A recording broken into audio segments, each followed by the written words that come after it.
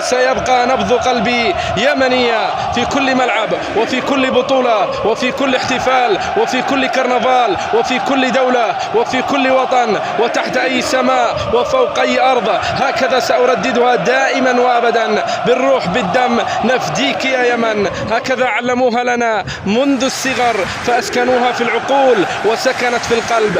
حب اليمن الحبيبة الغالية. بسم الله الرحمن الرحيم. أصدقائي المشاهدين متابعينا عبر قنوات BN سبورتس الرياضية، أيها الأحبة الكرام، أسعد الله أوقاتكم في كل مكان، وأهلا وسهلا ومرحبا بكم عشاق كرة القدم، عشاق الساحرة المستديرة. لقاؤنا معكم يتجدد هذه المرة في دوحة قطر. المنتخب اليمني أمام المنتخب اللبناني في مباراة مصيرية، مباراة مفصلية. من سيخطف بطاقة التأهل ويلتحق بالمنتخبات الأخرى إلى نهائيات آسيا 2027 المقامة في المملكة العربية السعودية؟ الأكثر جاهزية المنتخب اللبناني، والمنتخب اليمني الأكثر طموحا من أجل الذهاب إلى بطولة كأس آسيا. فمن سيعبر من؟ نتمنى التوفيق لمنتخبنا اليمني في هذه المهمة الوطنية الكبيرة.